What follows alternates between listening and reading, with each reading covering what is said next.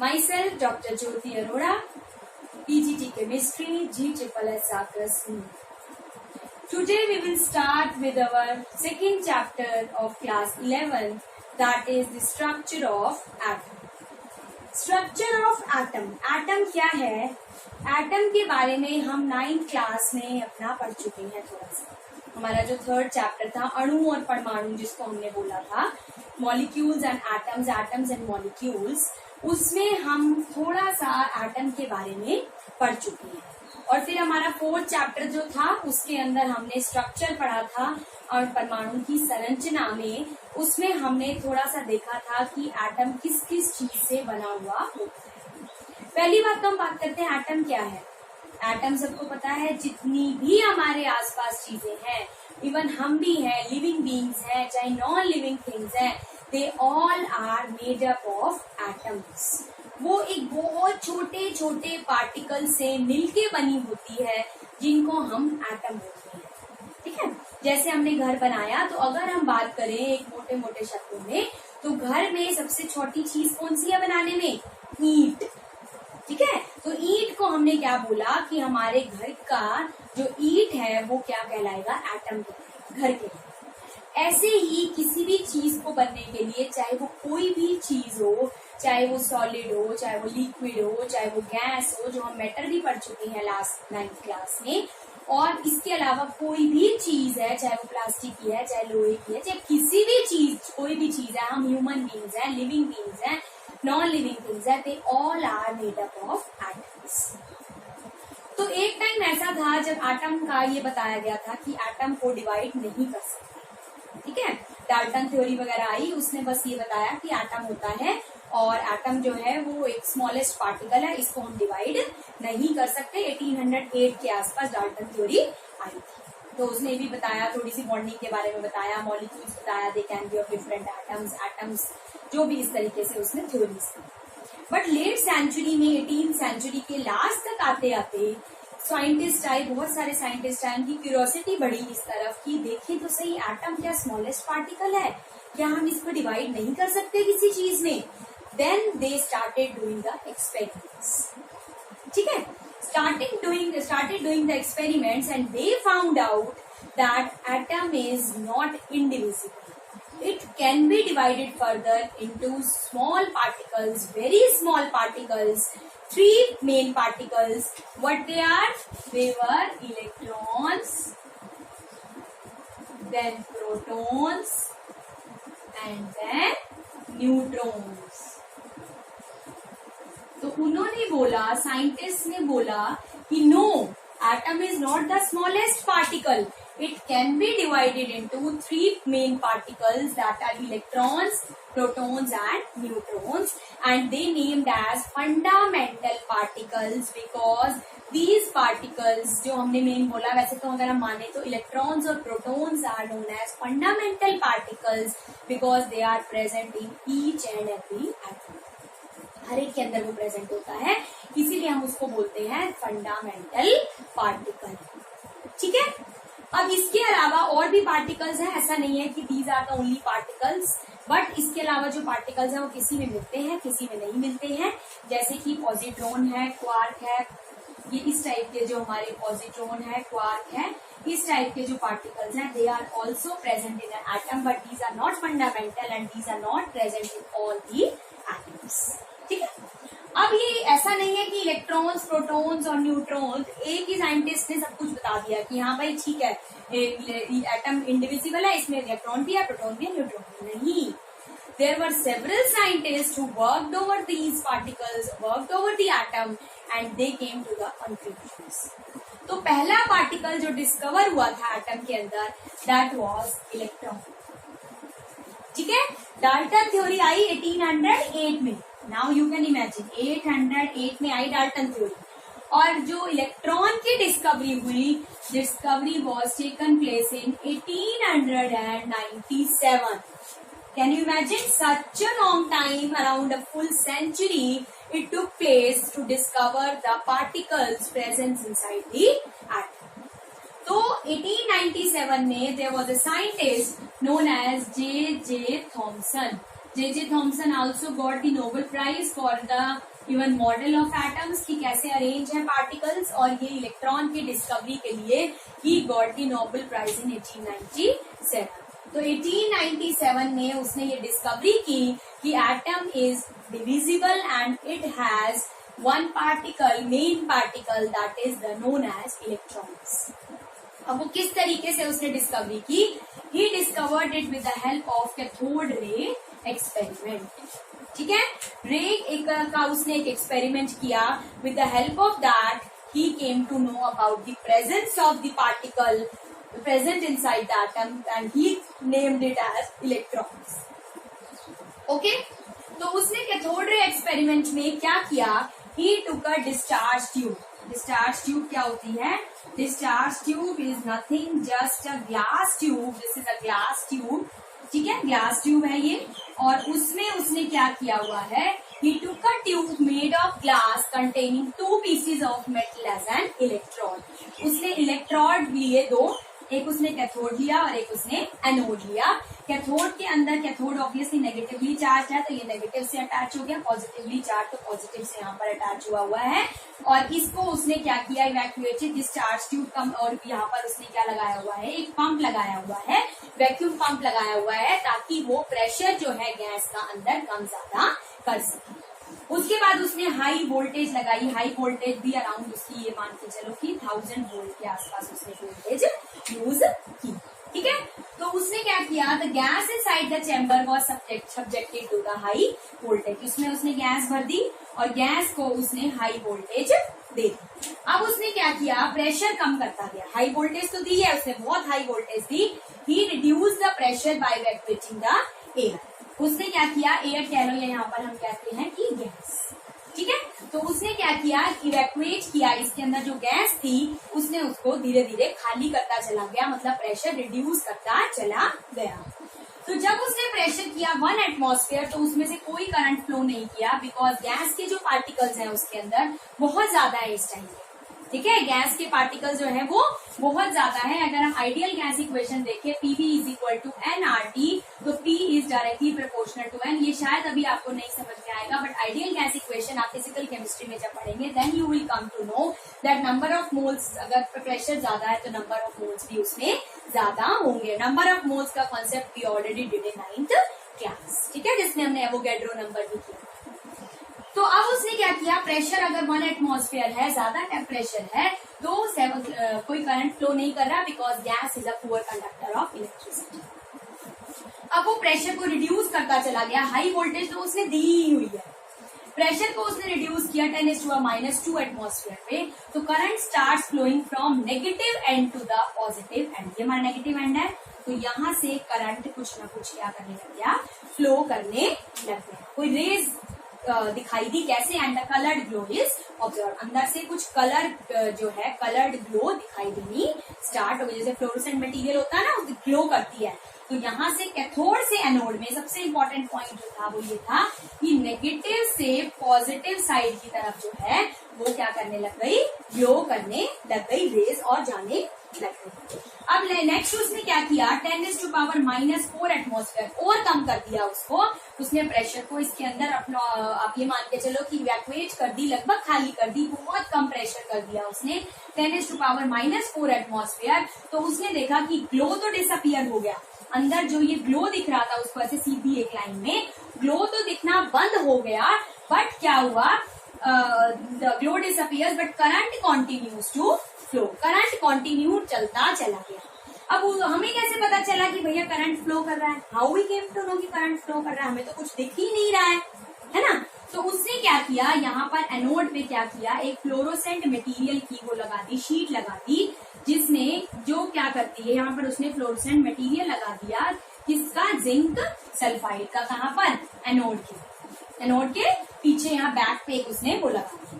और एनोड को उसने क्या बना दिया? परफोरेटेड, मतलब उसमें क्या कर दिए? छोटे छोटे होल्स कर दिए। तो एनोड क्या हुआ? परफोरेटेड एनोड उसने ले लिया। ठीक है, अब आप कहोगे कि ये पहले ऐसे किया फिर वैसे किया, तो ये देखो, ये एक्सपेरिमेंट ऐसा नहीं है कि एक बार में किया और सब कुछ समझ में आ गया हमें, नहीं। He did it number of times and then he concluded point wise कि तब क्या देखा, अब क्या देखा, अब क्या देखा. ऐसा थोड़ी है कि फिट करे भैया प्रेशर 1 एटमॉस्फेयर हो गया, चलो जी उसी में ही फटाफट से खोला, उसी में हो गया, फिर उसी, ऐसा नहीं होता है.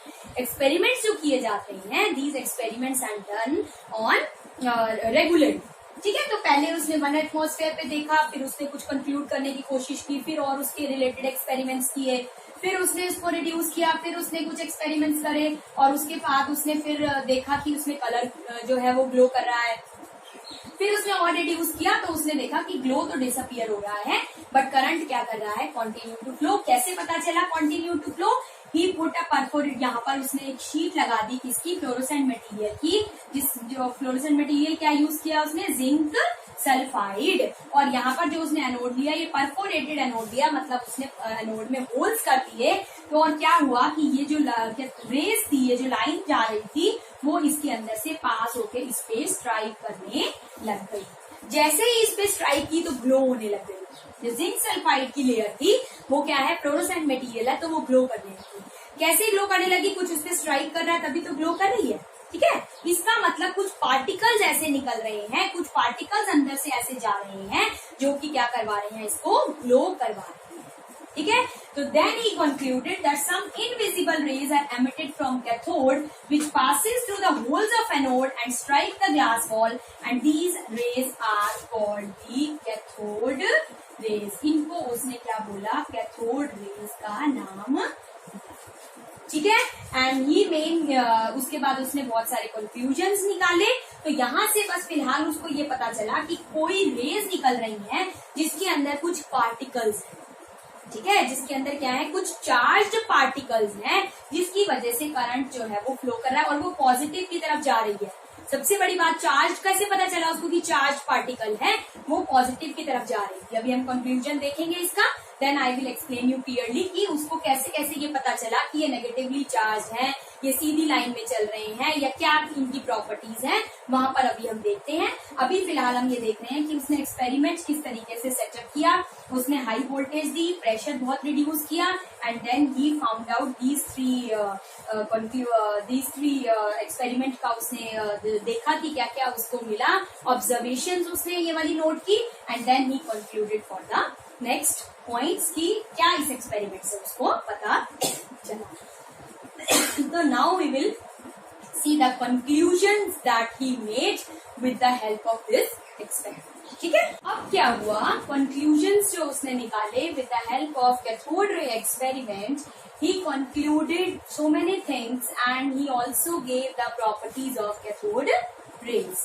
So first conclusions he made that cathode rays start from the cathode, that is the negative terminal, and move towards the anode, that is the positive terminal. That means they contain negatively charged particles. Obviously जो cathode से निकल रहा है, cathode खुद ही negatively charged है, तो obviously जो raise उसमें से निकल रही हैं, that they must contain the negatively charged particles.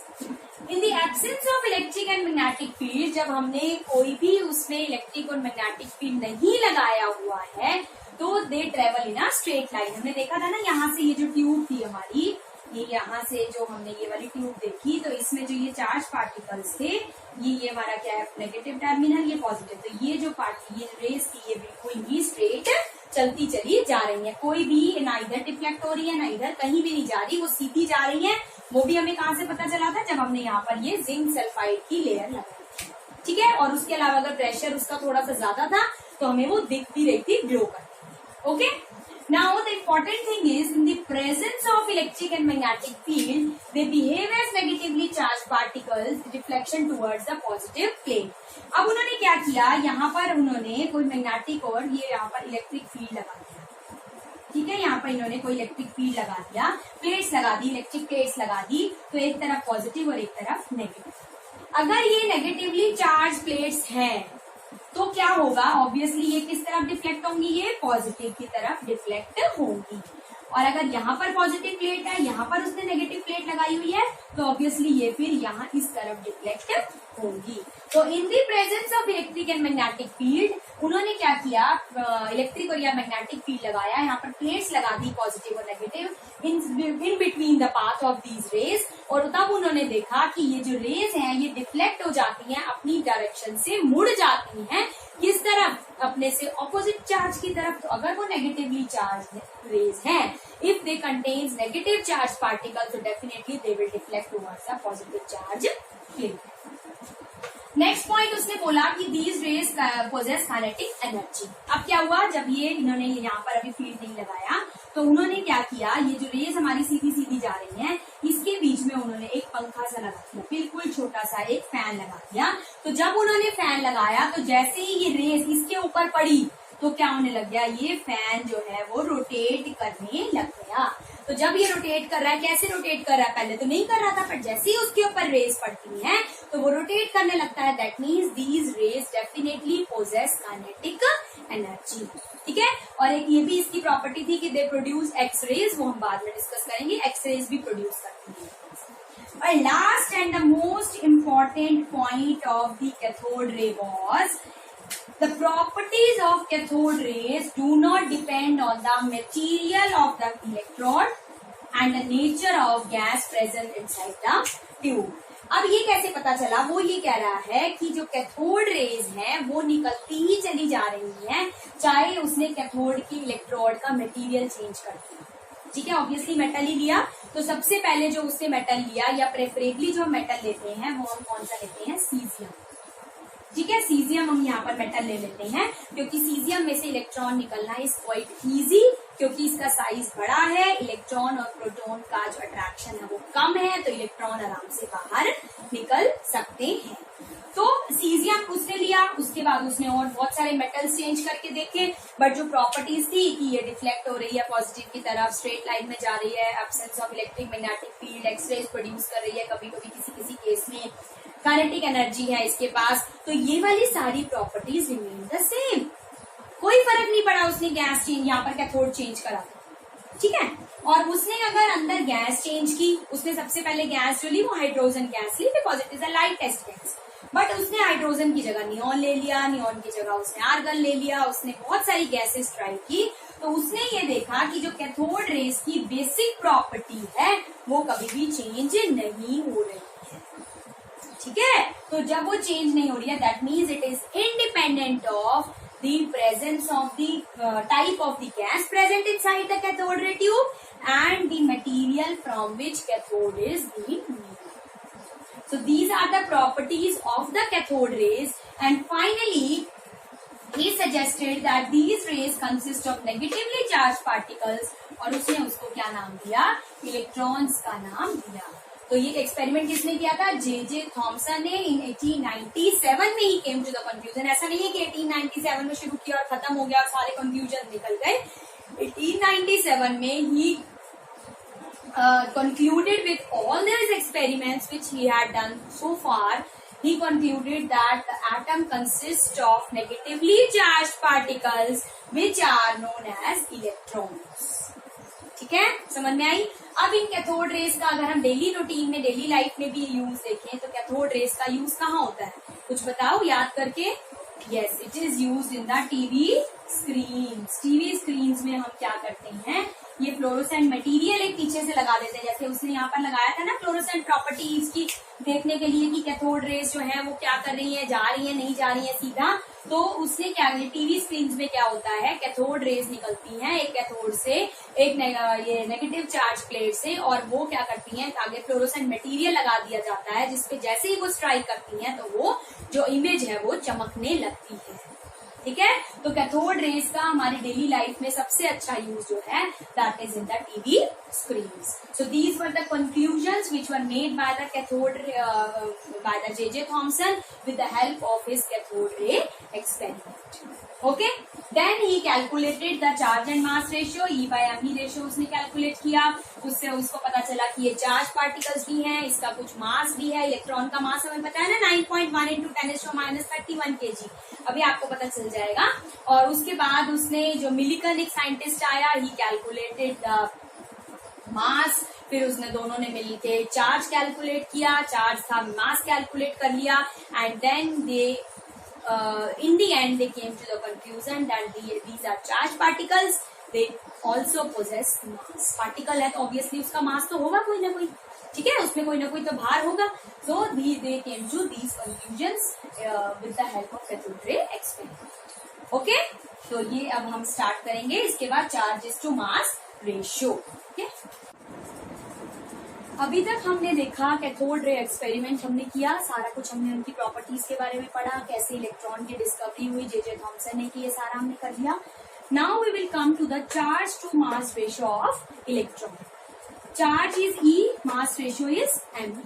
So J.J. Thomson in 1897 measured E by me ratio by using cathode ray tube and by applying electrical and magnetic field. उसने क्या किया कि कैथोड रे ट्यूब ली और electrical and magnetic field apply किया. कैसे?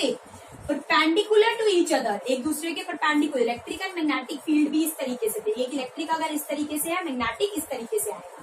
ठीक है, ये अभी हम डायग्राम के अंदर जो है, हमारा डायग्राम के अंदर हम देख सकते हैं कि अगर इलेक्ट्रिक फील्ड इस तरीके से है तो मैग्नेटिक फील्ड इस तरीके से आ रहा है, perpendicular to each other as well as to the path of electrons. Path भी इस तरीके से, इलेक्ट्रॉन्स इस तरीके से जा रहे हैं, कैथोड रेज से एनोड रेज की तरफ जा रहे हैं, तो उसके भी परपेंडिकुलर और आपस में भी जो हम ये कह सकते हैं इलेक्ट्रिक और magnetic field perpendicular to each other. So by doing so he calculated the charge to mass ratio of the electron.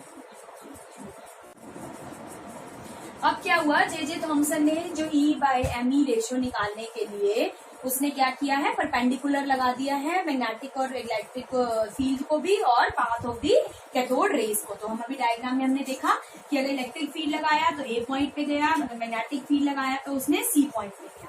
अब हमारे पास आता है कि अमाउंट ऑफ डेविएशन. अब ये जो कैथोड रेज यहाँ से आ रही थी, उनका डेविएशन यहाँ जाना चाहिए था, पर डेविएशन कैसे हुआ, A पे क्यों गया, C पे कितना गया.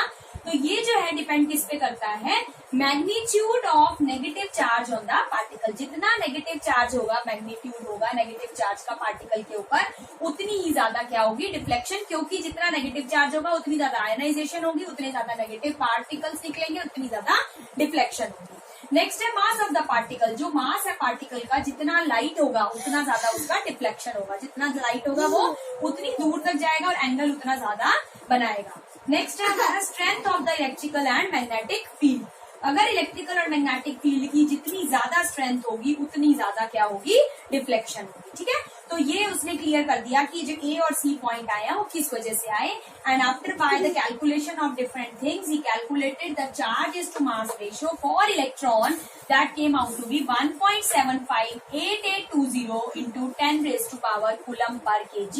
इसके अंदर चार्ज की यूनिट क्या है हमारी, कूलम, और मास की यूनिट हमारे पास क्या है, kg. Now after that we will calculate the exact mass on the electron by the Millikan experiment. तो अभी तक हमने देखा कि जे थॉमसन ने charge is to mass ratio निकाला, जो हमारा आया था 1.75820 into 10 raised to power 11 coulomb per kg.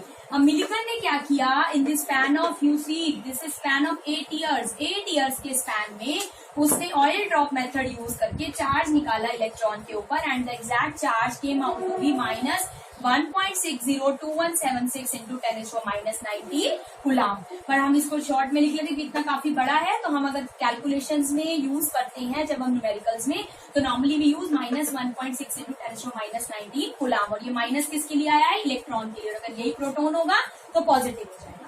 Now from this he calculated the exact mass of the electron too. Mass of the electron उसने कैसे निकाला, charge on the electric, this mass of the electron divided by mass is to, ये वाली ratio जो आ रही है charge is to मास की ratio. तो ये हमारा चार्ज है, चार्ज हम निकाल चुके हैं 1.602176 into 10 raised to -19 कूलम. और उसके बाद charge is to mass ratio was founded by the J Thomson 1.758820 into 10 raised to power 11 coulomb per kg. तो जब हम इनको कैलकुलेट करेंगे तो फाइनल वैल्यू हमारे पास आएगी 9.1094 into 10 raised to power -31 kg. और नॉर्मली हम ये यूज करते हैं इलेक्ट्रॉन मास का 9.1 into 10 raised to -31 kg, which is approximately equivalent to 1/1 1837th part of a hydrogen atom. So how small is the electron? We can easily found out from this experiment. So ये हमारे पास हो गया charge and the mass of the electron. Now we will move to the study of the discovery of protons and neutrons. क्या हुआ? Discovery of proton, हमने अभी तक electron देख लिया, चार्ज बाय मास रेशियो हमने निकाल लिया, उसका चार्ज निकाल लिया, मास निकाल लिया. Now came the second fundamental particle, that is the proton. ठीक है, अब हमारे पास क्या हुआ कि बहुत सारे साइंटिस्ट की ऑब्वियसली वही बात है कि एक तरफ रिसर्च स्टार्ट हो जाए तो हो जाती है. जैसे आजकल सब जिस लैब में देखो, जहां देखो कोरोना वायरस, केमिस्ट्री की तरफ देखो तो वो उनकी दवाई बनाने में लगे हुए हैं, बिकॉज केमिकली वो केमिकल कंपाउंड्स होते हैं. जो जितनी भी मेडिसिन होती हैं, जो वायरोलॉजी वाले हैं, बायो वाले हैं, वो सिर्फ और सिर्फ किस पे काम कर रहे हैं? कोरोना वायरस पे. ऐसे ही उस टाइम पे क्या हुआ कि डिस्चार्ज ट्यूब की डिस्कशन चल रही थी, एटम के ऊपर डिस्कशन हो रहा था, एटम के ऊपर जो है डिस्कवरीज चल रही थी. So every scientist was busy doing this experiments. Now in 1919 में क्या हुआ, गोल्डस्टीन नाम का एक साइंटिस्ट था. ठीक है, कौन सा क्या नाम था उसका? गोल्डस्टीन. तो गोल्डस्टीन नाम के साइंटिस्ट ने भी क्या किया, ऐसे ये कैथोड रे ट्यूब ले ली और उसने उसमें प्रेशर और गैस जो भी उसकी कैथोड रे वाली जो एक्सपेरिमेंट था जे थॉमसन का, उसको थोड़ी सी मॉडिफिकेशन की and he came to know some new you can say observations, and which came to the conclusion that there are some other fundamental particles which are present in an atom and they are called protons. ठीक है, तो उसके जो experiment था उसका क्या नाम रखा गया? एनोड रे एक्सपेरिमेंट उसने रखा. एनोड रे, कैनाल रे, पॉजिटिव रे, कोई भी हम इस तरीके से इसको नाम दे सकते हैं. कैनाल क्योंकि वो कैनाल की तरह जाती है, पॉजिटिव क्योंकि इसमें पॉजिटिव आयन्स होते हैं, और एनोड रे क्योंकि एनोड से निकलती है. ठीक है, तो एनोड रे, कैथोड, कैनाल रे, पॉजिटिव रे is a beam of positive ions which is produced by modified cathode ray tube. अब इसने क्या क्या मॉडिफिकेशन किए? ऑब्वियसली जब ये एनोड रे है तो कहाँ से निकल रही है? ये पॉजिटिव आयन से निकल रही है. तो पॉजिटिव आयन से मतलब पॉजिटिव इलेक्ट्रोड से हमारी ये क्या हो रही है? ओरिजिनेट हो रही है. तो जब उसने ये कैथोड रे ट्यूब ली, यहाँ पर जब उसने देखा कि यहाँ पर जो उसने एनोड लगाई हुई थी, यहाँ पर क्या था हमारा उसका पॉजिटिवली चार्ज और यहाँ पर क्या था? नेगेटिवली चार्ज पार्टिकल्स थे. तो वो क्या था? ऑब्वियसली एनोड से निकली. तो अब एनोड से निकल रही है तो ऑब्वियसली कैथोड की तरफ जाएगी. तो जो उसने फ्लोरोसेंट मटेरियल वाला जो कॉन्सेप्ट था वो एनोड की तरफ पहले लगाया था, अब उसने कहाँ लगाया? कैथोड की तरफ जो है फ्लोरोसेंट मटेरियल लगाया. और पहले उसने एनोड परफोरेटेड ली थी, मतलब उसमें डॉट्स होल्स थे. अब उसने कैथोड जो है वो परफोरेटेड ली ताकि इसमें से जो है रेज पास हो सके. एक डिफरेंस ये था.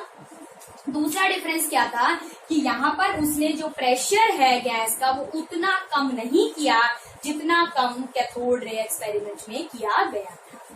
ठीक है, तो उसने क्या किया यहाँ पर, जो इसका मतलब क्या हुआ कि अगर इसके अंदर गैस है तो इस गैस से भी क्या हो रहा है? आयनाइजेशन हो रहा है. इस गैस का क्या हो रहा है? आयनाइजेशन हो रहा है. तो जब इस गैस, कोई भी आपने गैस ली, इसका ये गैस के पार्टिकल्स हैं, इसका अगर आयनाइजेशन होगा तो क्या होगा? ये इलेक्ट्रॉन्स बाहर निकल गए.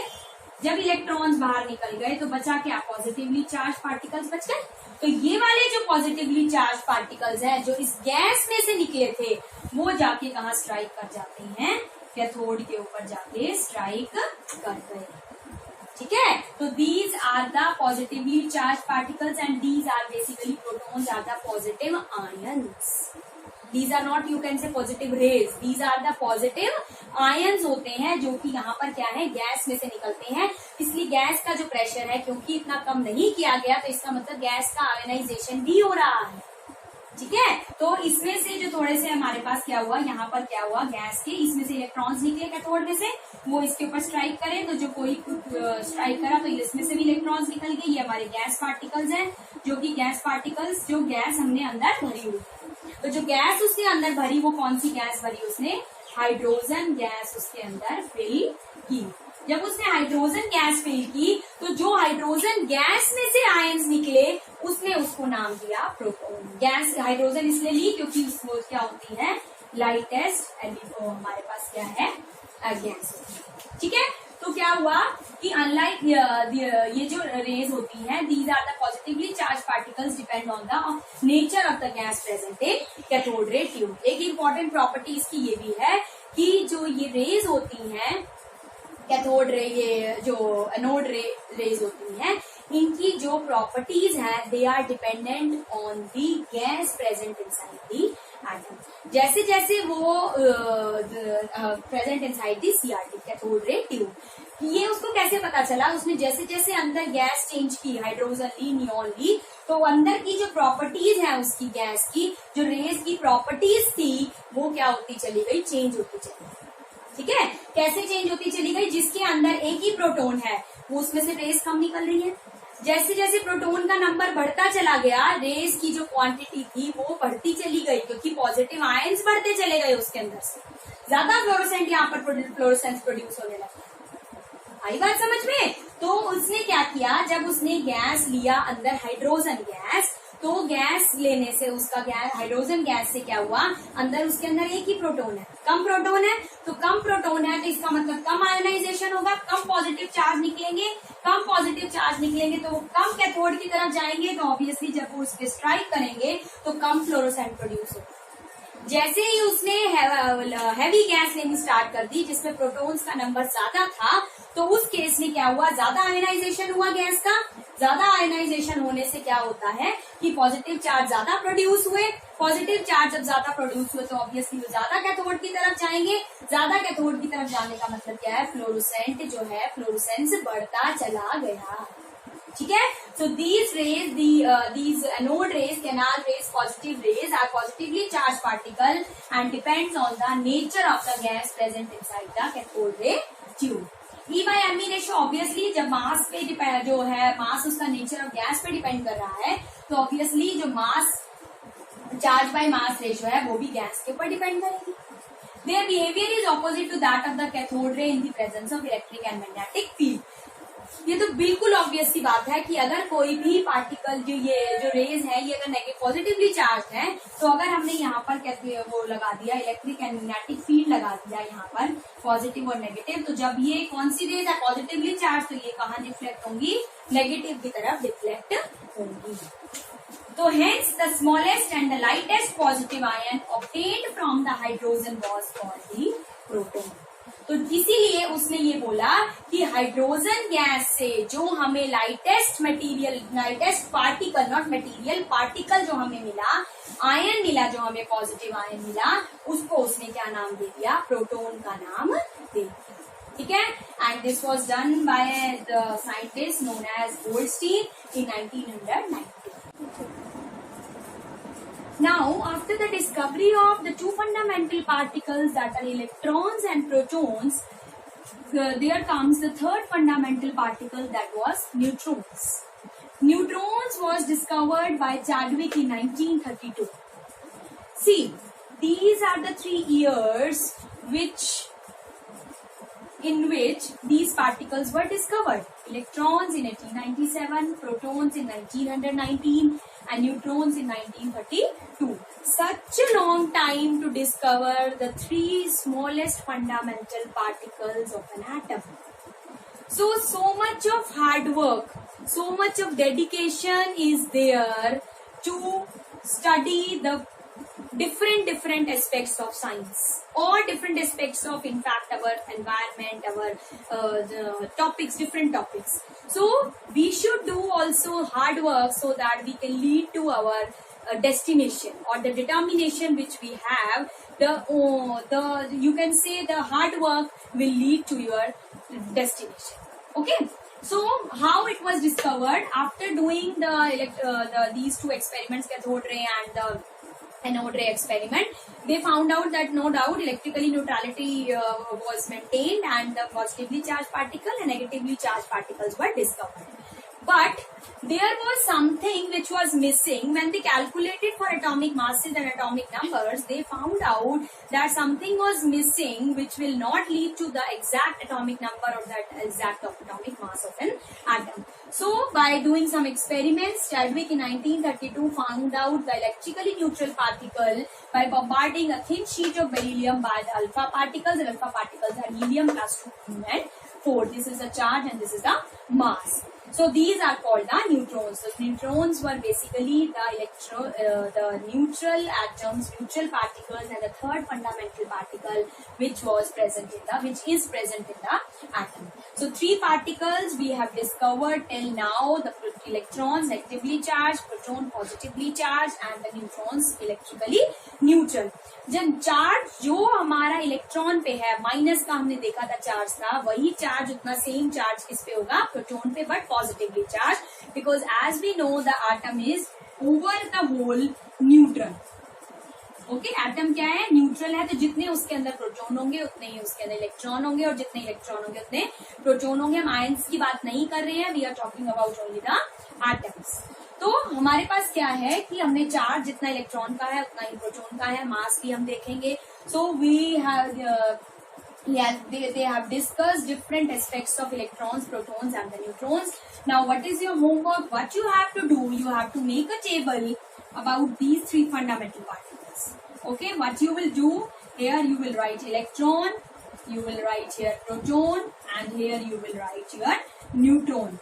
Now the things which you know about these electrons, protons and neutrons, like the year in which they were discovered, the scientists who discovered them, the experiments by which they were discovered, their mass, their charge ratio, their symbol, and the things which you know, you will make a table and write in this table. We will discuss in the next class about all the three particles का जो summary है, we will discuss in the next class, and I ask you about it, that what is the mass, what is the charge. तो जितना आप लोगों को आता है, जितना आप समझ पाए हैं, वो आप एक टेबल बना के आएंगे जिसके अंदर हम इन तीन फंडामेंटल पार्टिकल्स के बारे में डिस्कशन, तो बिल्कुल short main points we will write in this table. Okay, now in after that we will discuss about the different models of the atoms which we have to discuss, which we did in 9th class also, but यहाँ पर थोड़ा elaboration के साथ है. Thomson model है, Bohr model, Rutherford model, and all that models we will do. So now till now we have discovered only the three fundamental particles, how they are arranged, why they are so arranged. We will discuss it in the next class. Okay, thank you so much.